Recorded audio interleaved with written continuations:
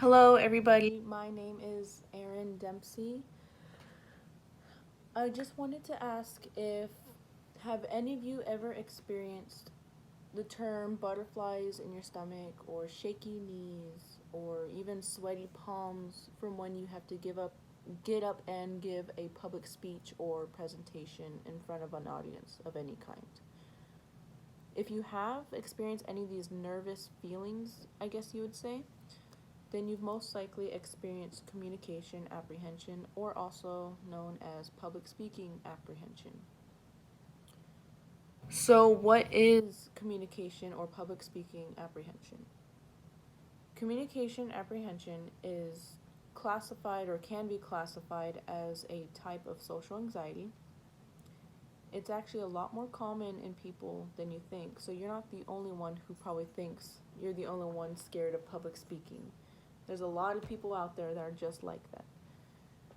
Public speaking or communication apprehension in general is actually a very common, and it's actually one of the number one phobias that people all over the world suffer from. But not everyone has experienced communication apprehension. Some people are a lot more confident in giving their speeches and they don't get nervous as much as some other people do. So with these people, they tend to have none or to very low levels of communication apprehension. While others, like myself and a lot of people out there, they have more moderate to higher levels of communication apprehension.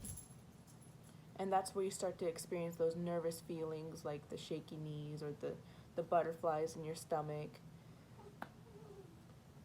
But there are ways that you can measure communication apprehension that we can know your levels of it. According to Stevie Munns and Janet Colvin in their 2018 article, they stated that a way to measure communication apprehension is by measuring variables of oral delivery and face-to-face performances amongst peer groups. And there are other ways you can also determine your levels of communication apprehension. In my speech course, we did a little survey where it asked us questions online for free, and at the end it generated a report to help us determine whether if we have low, moderate, or even high levels of communication apprehension.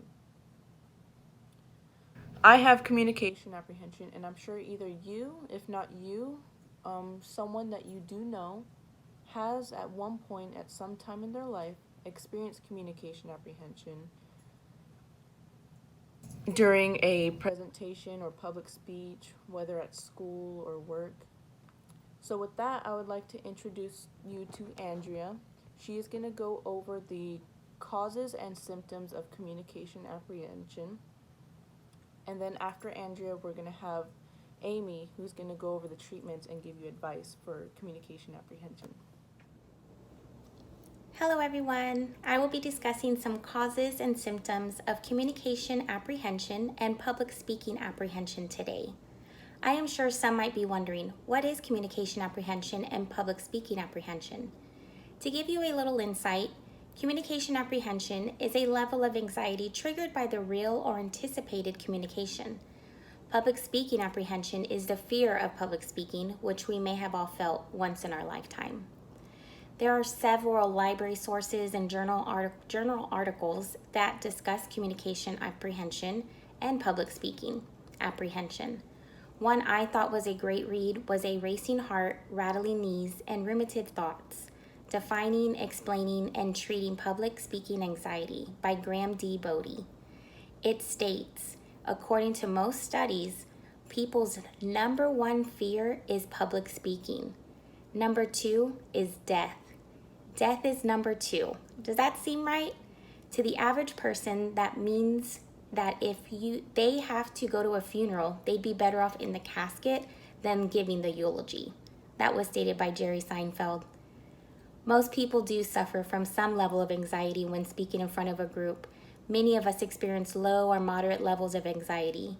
When you are experiencing communication apprehension, you can feel some very real and physical symptoms. As we all know and possibly have experienced some type of butterflies in our stomach when asked to speak in front of others or to a large crowd. When I speak of butterflies in our stomach, this can be better referred to as communication anxiety, also known as nervousness, stage fright, sweaty palms, shaking, forgetting the information, and apprehension, which most of us know all too well. The jitters can overtake anyone in a public speaking setting. Some personal causes that we may feel when having to speak in front of others can be poor or insufficient preparation. I would have to say that this probably would be my number one reason I would feel nervous or afraid to speak in front of others. I feel that when I am more prepared in the topic I am discussing and the more I know about what I'm speaking of, I have more confidence in doing so. The fear of appearing nervous can only make you feel more nervous and can show through your speaking to your audience, who then will probably be able to notice. If we have poor breathing habits, we can get stuck in our words, start to sweat, and try to speed through the words. There are ways that we can overcome these types of anxieties when speaking in public. And we have Amy here today who will be able to go over with these with you. Thank you all very much. Hi everyone, my name is Amy. I just wanted to thank you all for having me today. And Andrea, that was very informative. Thank you. So as she mentioned, I will be following up with, are there any treatments or advice that I can give you? Okay. Now, I know we have all experienced some type of stage fright in our life or have experienced nervousness. It is normal. It's very natural, especially when you get up in front of a crowd. I mean, you don't know every single person out there in the audience. Now, if you're a natural speaker, I just want to commend you. It isn't easy. Okay, as for the most part, you're probably wondering if there's any treatments out there or advice, and the answer is yes. And I just wanted to quote from a book that I was reading, an article. Now, for decades, communication scholars have explored numerous methods for helping students combat their fears of speaking in front of an audience. And I quote author Meg Krosky, 1997. Why is it important to get over your fears of public speaking? Now, it's not only for college, but once you're out in the real world and you are, you have a job, you work for a bank, you work for a school, you may one day have to host a huddle or a team meeting or a teacher's meeting or also a PTA meeting. Now, it isn't, it's not anything that's going to happen overnight. There are treatments. One of the treatments is you may want to join a group with, a group of 5 to 8 people where you can host and you guys can help each other. You can do your speeches in front of one another. The more you familiarize yourself with speaking in front of a group, you can do a small group, then a medium group, and a larger group. It's going to help you.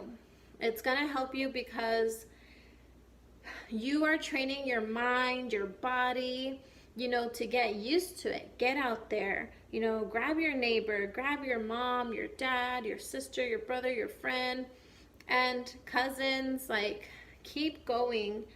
That way you can have more experience with public speaking. Okay. Now, there are different ways to overcome a CAPSA. You want to relate to your audience, first of all, and avoid reading off a script. You want to be sure that you're knowledgeable in the content you are reading. Be sure it doesn't sound scripted, because that's where you're probably going to lose your audience. You also want to make sure that you maintain eye contact, okay? Eye contact is very important. You want to smile. You want to introduce yourself. Now, if you familiarize yourself and you practice your speeches and you relate to your audience, you are going to be okay. You want to be able to organize your ideas. that's advice that I'm giving you college students, because like I said, one day you're going to be up here standing in front of a crowd, whether it's in your speech class or you're hosting a meeting or you're having a lunch speech. It's very important that you practice, practice, practice. Thank you for your time, everyone.